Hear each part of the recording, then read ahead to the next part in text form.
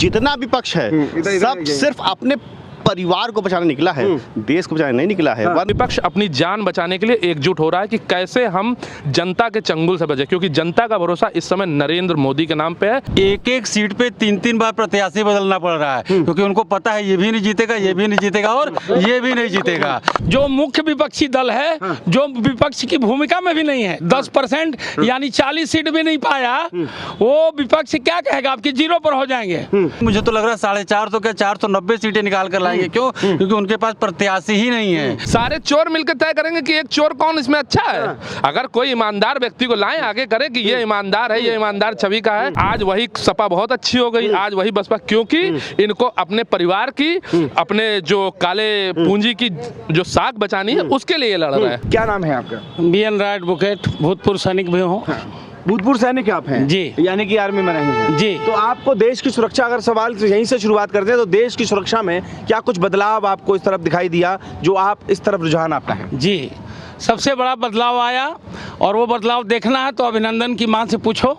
जो अभिनंदन पाकिस्तान को जाकर पूरा हिला दिया, इससे पहले भी सरकारें थी, मैं कहना तो नहीं चाहूँगा, कांग्रेस की भी सरकार थी। हमारे एक प्रधानमंत्री, नाम आप समझ जाएंगे, उनको देहाती औरत की संज्ञा दी गई थी उसी पाकिस्तान ने। और आज हिम्मत नहीं है कि हमारे भारत के जो प्रधानमंत्री है नरेंद्र मोदी जी, इनको कोई आंख दिखा सके, ये अंतर है। तो उस टाइम खुली छूट नहीं थी, अब प्रधानमंत्री ने खुली छूट दे दिया है, घर में घुसकर मारो, और घर में घुसकर मारते हैं। और आज जनता को पता है, ये हम सैनिक हैं, हम लोग के लिए कोई पार्टी कोई कुछ नहीं, देश सर्वोपर है। जिसको न निज गौरव तो था निज देश का अभिमान है, वो नर नहीं नर पशु निरा है और मृतक समान है। जो भरा नहीं है भावों से, जिसमें बहती रसधार नहीं, वह हृदय नहीं है पत्थर है, जिसमें स्वदेश का प्यार नहीं।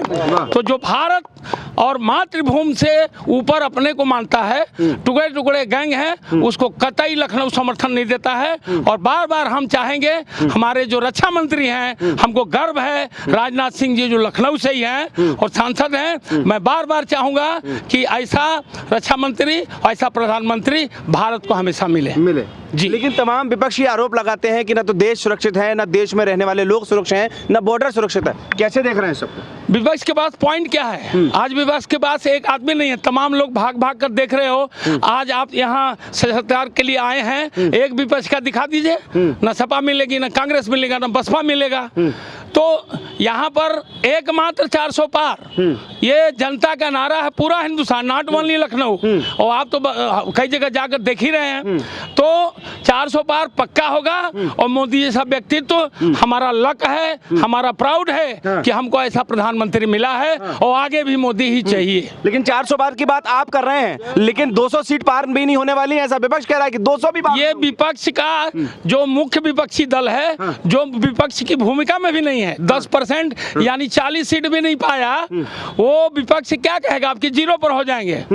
आपको याद होगा, इससे पहले 2019 में एक ने व्हाट्सएप पर मैसेज दिया था कि एक पार्टी है जिसका नाम है बसपा, तो उसने बोला क्या हाथी अंडा देता है?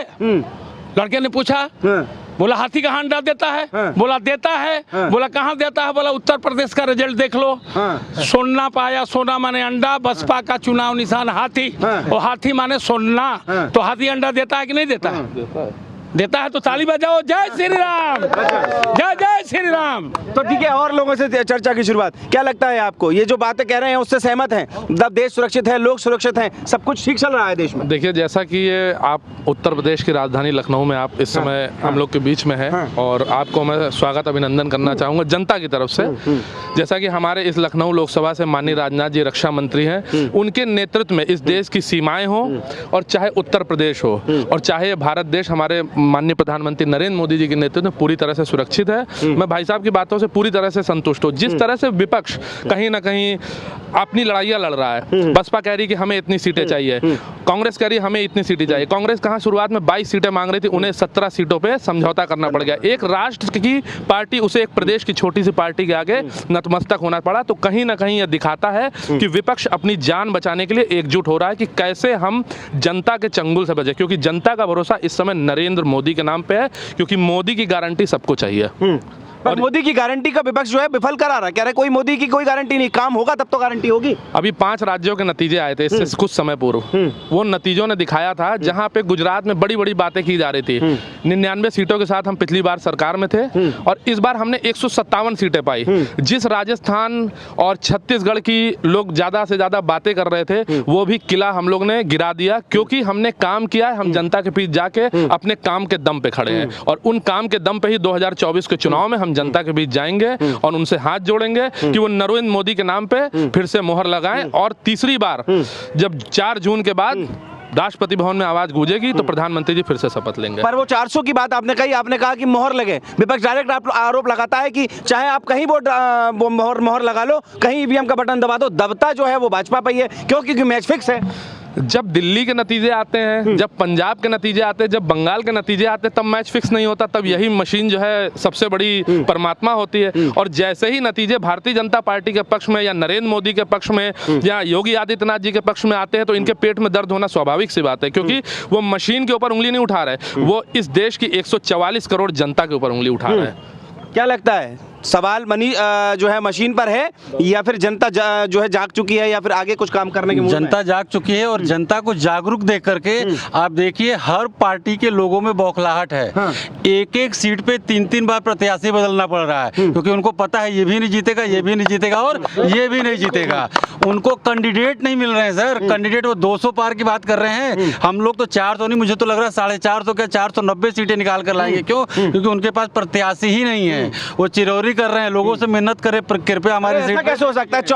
जो है 24 पार्टी के बड़े बड़े नेता एक साथ हैं, नुकसान तो निश्चित तौर पर लगता है कि नहीं होगा। नहीं होगा सर, वो आपस में ही लड़ जा रहे। एक एक सीट पे 2-2 जगह। आपने अभी देखा होगा हाल में बिहार में पप्पू यादव कांग्रेस से और निर्दलीय खड़े हैं, तो उनमें आपस में ही मतलब समेकता नहीं है। आपस में ही एक एक सीट पे 2-2 जगह 3-3 जगह वो जो खिचड़ी सरकार बनाने के चक्कर में है ना, तो खिचड़ी उनका व्यापार बन के जा रहा है। उनके पास प्रत्याशी ही नहीं मिल रहे हैं। लूट का माल बांटने के चक्कर में है। उनका सिर्फ सीधा फंडा है कि जो हमने इतने सालों में लूट का माल इकट्ठा किया है, उस लूट के माल को कैसे बांटा जाए और उसको आने वाले समय में कैसे सुरक्षित किया जाए। उनका सिर्फ एक एजेंडा है, इस देश में जनता की गाड़ी कमाई को अपने निजी स्वार्थों के लिए यूज करना, जो वो आज तक इतने सालों तक करते आए हैं। जी, वो सिर्फ अपने परिवार को बचाने चले हैं। हाँ। वो देश को बचाने नहीं निकले हैं। जीव की जितना भी पक्ष है सब सिर्फ अपने परिवार को बचाने निकला है, देश को बचाने नहीं निकला है। वरना वो एक न होते। अगर उनकी कोई विचारधारा होती तो वो भाजपा से वो लड़ते। उनकी कोई विचारधारा नहीं, सिर्फ परिवार की विचारधारा है, इसलिए परिवार के साथ चले। देश बिल्कुल गर्त में जा चुका है, लोकतंत्र खतरे में है, संविधान खतरे में है। कहाँ खतरे में है? आप बताइए कहाँ खतरे में है? हमको कोई बताए विपक्ष का आदमी कहाँ खतरे में है? कौन सा लोकतंत्र खतरे में है? सभी चीजें आपके चुनाव हो रहे हैं, वोट पड़ रहे हैं, आपका परिवार खतरे में है, इसलिए आप कह रहे हो कि देश खतरे में है। बस, और इसके सिवा भैया कुछ नहीं। तानाशाही चरम पर है। दो मुख्यमंत्रियों को आप चुने हुए मुख्यमंत्रियों को जेल भेज दे रहे हैं। अरे तो भैया जो भी कानून के घेरे में आएगा, जिसने भ्रष्टाचार किया होगा वो कानून के घेरे में आएगा साफ साफ। और कोई आम व्यक्ति क्यों नहीं आता? सिर्फ वीआईपी क्यों आते हैं? कि उन्होंने किया है। सुनिए क्या कहना चाहते हैं? भ्रष्टाचार करेंगे तो भोगेंगे ही। नजदीक। हाँ, भ्रष्टाचार करेंगे तो जेल में जाएंगे।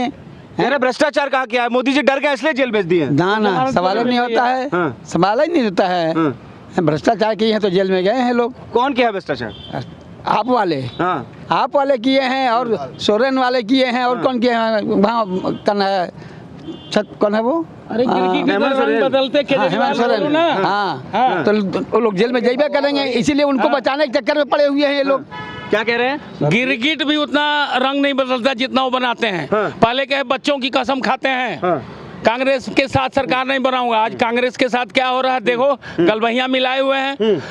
गाड़ी नहीं लूंगा, बंगला नहीं लूंगा, शीश महल देखिए क्या नहीं है। जनता कितना बेवकूफ बनाओगे? दिल्ली की जनता बेवकूफ नहीं बनेगी, वो बन चुकी है। अब सबको पता है इन्होंने भ्रष्टाचार किया है, शराब घोटाला किया है। अगर नहीं किए होते तो एक नहीं इनके 4-4 मंत्री अंदर हैं। और संजय जी को जमानत इसलिए मिल जाए, बड़ा इतरा रहे हैं। यादव ने भी यही कहा है कि लोकतंत्र को बचाना है, इसलिए मोदी जी को हटाना है। जी नहीं, वो तो खुद उसके पिताजी को देखो ना, चारा खा गया पूरा बिहार का। जो खुद अपराधी है, चारा घोटाला पूरा खा गई, भैंस के सिंग पकड़ के ऊपर चढ़ता, वो तो जोकर है। वो क्या कहेगा? वो जो भी कहेगा वो गलत कहेगा जंगल राज है, आज सबको बिहार को पता हुआ है। तो उनका नाम मत लो, तेजस्वी का है, आज इनको देख लीजिए, अपना जिनको मुल्ला मुलायम सिंह बोलते थे, अखिलेश यादव भी यही कह रहे हैं कि सरकार विफल है, अरे डबल इंजन की सरकार फेल है। उनके पिता ने गोलियां चलवाई अयोध्या में, और आज मुख्तार अंसारी से मिलने जा रहे हैं। जो अपराधी का साथ दे रहा है, अपराधी का संरक्षण कर रहा है, वो तो करबे करेंगे। तो वो तो अपराधियों को आगे बढ़ाए हैं, नहीं बढ़ाते तो आज मुख्तार इतना आगे कैसे बढ़ जाता। तो ये चीज कहना गलत है। सबको पता ही है सच्चाई, जनता को भी पता है, हमको भी पता है, आपको भी पता है। सच्चाई ये है कि आज मोदी जैसा भारत में कोई नेतृत्व नहीं है, विश्व उसको सल्यूट कर रहा है। बोस ऑस्ट्रेलिया बोल रहा है, अमेरिका जैसा में देखो कि मोदी आगे आगे चलता है, पीछे पीछे अमेरिका का राष्ट्रपति चलता है। तो आज हमारा सम्मान कहाँ पहुंचा है, ऊंचा उठा दिया। तो आज मोदी से बढ़िया न कोई था, न है, न रहेगा। हम तो मनाएंगे हमारी भी उम्र लग जाए, और मोदी जो है एक बार तीसरी बार नहीं, चौथी बार नहीं, पांचवी बार भारत का लगातार प्रधानमंत्री निर्विरोध हो, चुनाव की जरूरतें न पड़े। आप फैन है इसलिए बोल रहे हैं या फिर कुछ काम भी दिखते हैं मोदी जी? हम देश के सच्चे सिपाही हैं, हम सेना में रहे हैं, सेना में देखे हैं, 71 की लड़ाई भी लड़े हम लोग। तो आज ये बताइए कि हमारा 1 रैंक 1 पेंशन 500 करोड़ रुपया दे करके दबा दिया, कांग्रेस ने दिया नहीं। और जब मोदी जी अभी आए भी नहीं थे, हरियाणा में रेवाड़ी में हम लोग पेड़ों पर चढ़ करके बोले, और मोदी जी ने वादा किया और 1 रैंक 1 पेंशन दिया। हर हर मोदी, घर घर हर हर मोदी। आपसे जरा जान लूं, क्या समझ, आगे आइए थोड़ा सा, कैसे देख रहे हैं, समर्थन करते हैं या इससे इतर कुछ बात सोच रहे हैं कि जो काम हुआ है देश में वो हो भी रहा है या फिर धरातल पर नहीं है? देखिए, समर्थन करना आज की डेट में सभी की मजबूरी कह लीजिए आप, मजबूरी। क्योंकि जितना काम मोदी जी ने करके दे दिया है, आप कहीं इधर उधर जा ही नहीं सकते हैं। चाहे धारा आगे थोड़ा सा नजदीक आइए, नजदीक आइए थोड़ा, क्योंकि ये देश आस्था का सवाल है। राम मंदिर जिसके लिए हमारे पूर्वजों ने संघर्ष किया और वो आज फलीभूत हुआ है, तो अब हम कहीं जा ही नहीं सकते इसके अलावा। और जो राहुल गांधी कह रहे हैं कि इस बार विदाई तय हो रही है मोदी जी की, चले जाएंगे, जनता बदलाव कर रही है। राहुल गांधी जी की विदाई देश पूर्व में देख चुका है। 2019 में कांग्रेस अध्यक्ष पद से इस्तीफा देके उसके बाद वायनाड गए, और वायनाड भी इस बार नहीं, वहाँ जाएंगे आलू डाल के सोना। क्या स्थिति होगी आप देखिएगा, आने वाले समय में वो कहीं के नहीं रहेंगे। पर कह रहे हैं तो मोदी जी नहीं रहेंगे देश में, वही प्रधानमंत्री इस बार नहीं हो रहे, इंडिया गठबंधन से प्रधानमंत्री चुना जाएगा। इंडिया गठबंधन कोई गठबंधन है ही नहीं, एक ये गठबंधन है। किसको चुनेंगे? अरे कह रहे हैं इंडिया गठबंधन से कोई प्रधानमंत्री चुना जाएगा, सरकार बन रही है। वही तो नाम तो बताइए, ये वो तो जनता तय करे, जनता जिताएगी और वो तय करेंगे। देखिए भैया, पूरी देश की राजनीति में चोर चोर मौसेरे भाई, सारे चोर मिलकर तय करेंगे कि एक चोर कौन इसमें अच्छा है। अगर कोई ईमानदार व्यक्ति को लाएं आगे करे कि ये ईमानदार है, ये ईमानदार छवि का है, और ये भारतीय इस देश के संविधान को आगे ले जाएगा, इस देश को आगे ले जाएगा, इसका मान सम्मान बढ़ाएगा। लेकिन सारे चोर कमरे में बैठ के इकट्ठा होकर कहेंगे कि इसमें से कौन सा बड़ा चोर है उसको बनाते हैं। तो यही तो कर रहे हैं इंडिया गठबंधन। इससे पहले 2017 में कांग्रेस और समाजवादी पार्टी का गठबंधन हुआ विधानसभा चुनाव में, क्या हालत हुई ये पूरा देश जानता है, पूरा उत्तर प्रदेश जानता है।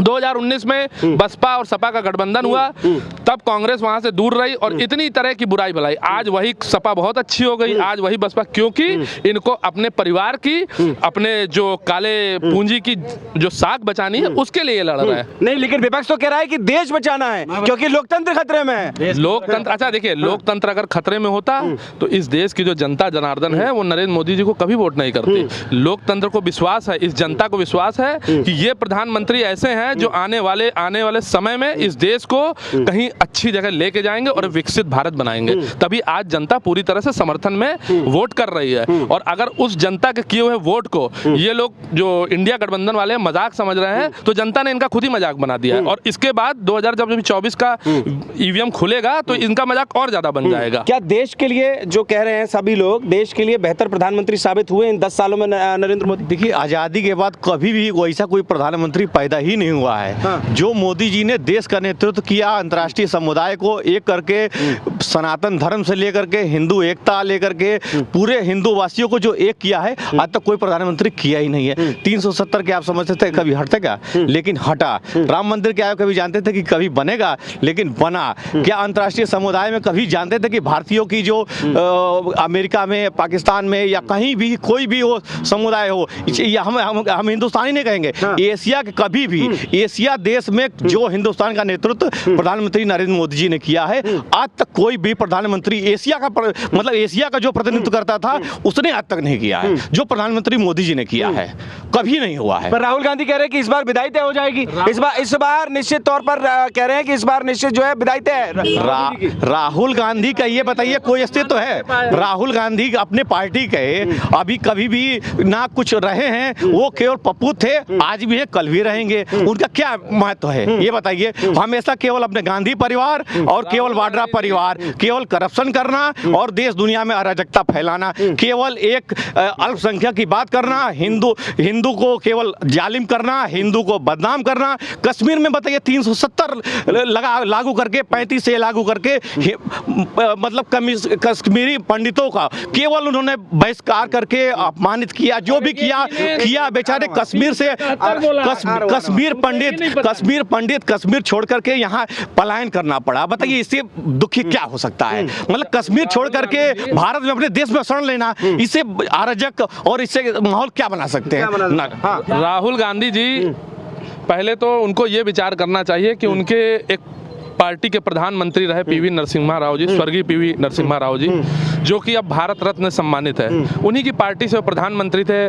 आदरणीय अटल बिहारी वाजपेयी जी, जो हम लोग के बहुत लोकप्रिय प्रधानमंत्री रहे, अजात शत्रु के नाम से लोग जानते रहे, उनको इन्होंने सम्मान देने तक का काम नहीं किया। उनका पार्थिव शरीर अपने कार्यालय में आने तक नहीं दिया। पार्टी में जो सम्मान उनका एक प्रधानमंत्री के नाते होना चाहिए वो नहीं दिया। उसके बाद मैं यहाँ जहाँ आप खड़े हैं, मोहनलालगंज लोकसभा ये लगती है, अभी जिस कैंडिडेट को टिकट मिला है आर.के. चौधरी, पिछली बार वो कांग्रेस के सिंबल पे चुनाव लड़े 2019 में, 1.5 लाख समथिंग वोट पाए और उसके बाद नदारत हो गए। यहाँ से हमारे मोहनलालगंज से कौशल किशोर जी, जो कि भारत सरकार में केंद्रीय राज्य मंत्री हैं और यहाँ के लोकप्रिय प्रत्याशी, तीसरी बार इस बार टिकट पार्टी ने दिया है, भरोसा जताया है। लेकिन अब की उनको सिंबल मिला है साइकिल का। 2019 में जिसको सिंबल मिला था, तो आप ये तय करिए कि देना किसको है?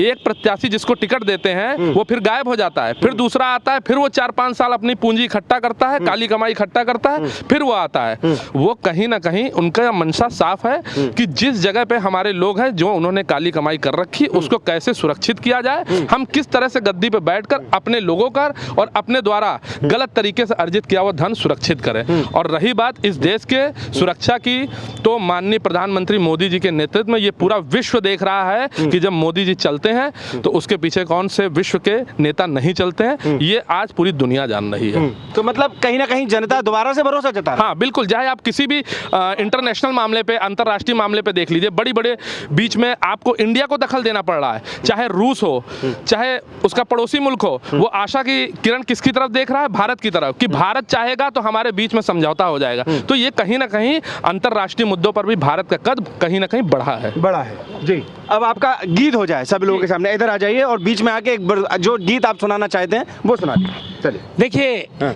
अभी आप काफ़ी दिन से इंटरव्यू ले रहे हैं और लोग कंफ्यूज हैं कि मैं किसको, हाँ भोजपुरी में सुनाऊंगा, भोजपुरी में ये स्वरचित गीत है और इससे आप क्लियर हो जाएगा कि भारत का अगला प्रधानमंत्री कौन। अच्छा, राजनीतिक मतलब मिलावट है शायरी में? जी। अच्छा ठीक है, आप सुनाइए।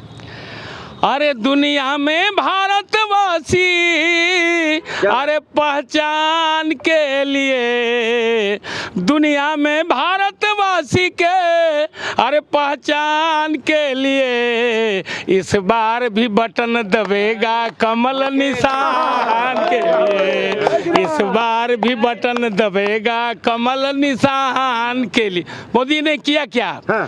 भारत में 370 धारा को वो हटवाए। कौन सा? 370। भारत में 370 लिखा हूं मैं, कश्मीर में 370 धारा को जिसने हटा ली, 70 सालों पर लाई कश्मीर में फिर आज़ादी। अरे 35 के दीवानों के सम्मान के लिए, इस बार भी बटन दबेगा कमल निशान। एक लाइन और। सौभाग्य उज्ज्वला मुद्रा योजना को जिसने चलाया, हर गांव गरीब के घर को मोदी जी ने बनवाया। किसने बनवाया? अरे जनधन शौचालय बीमा सब, अरे किसान के लिए इस बार भी बटन दबेगा कमल निशान। गुनगुना लो और क्या सुना है? गंगा की स्वच्छ कराए, काशी कॉरिडोर बनवाए, गंगा को स्वच्छ करवाए, काशी कॉरिडोर बनवाए, श्री राम जन्मभूमि पर मंदिर की नींव धरवाए। अरे श्री राम प्रभु के मंदिर, श्री राम प्रभु के मंदिर अरे निर्माण के लिए इस बार भी बटन दबेगा कमल निशान। आखिरी और अंतिम बात, ये मोदी जी जो कहते हैं करते हैं, ना झूठा दम भरते हैं। मोदी जी जो कहते हैं वो करते हैं, इसीलिए मोदी की गारंटी है, जो कहते हैं करते हैं, ना झूठा दम भरते हैं। सबका विकास हो जिससे ऐसा वो कर्म करते हैं। और इस भारत माँ की सच्ची सब संतान के लिए इस बार भी बटन दबेगा कमल निशान। ये जो है लखनऊ के बाद अब खत्म, वाइंड अप कर लास्ट और सुना लीजिए। इस क्षेत्र का विद्यावती द्वितीय का जो पार्षद है, अरे जो पार्षद है विधायक है, कौन है विधायक? कौशलेंद्र राजेश्वर। और जो हमारे सांसद हैं कौशल किशोर के अरे सम्मान के लिए इस बार भी बटन दबेगा कमल निशान। देखिए ये उत्साह है क्योंकि लोकतंत्र का पर्व है, लगातार जो है वो इसको उत्साह की तरह लोग मना रहे हैं। लखनऊ क्योंकि एक विशेष शहर माना जाता है, क्योंकि देश उत्तर प्रदेश की राजधानी भी है, तो इसलिए लखनऊ की जनता की राय बहुत इंपॉर्टेंट हो जाती है। इसलिए लगातार आपको लखनऊ से दिखा रहे हैं। द न्यूज़पेपर के लिए राहुल शर्मा और कैमरे के पीछे हैं आदित्य।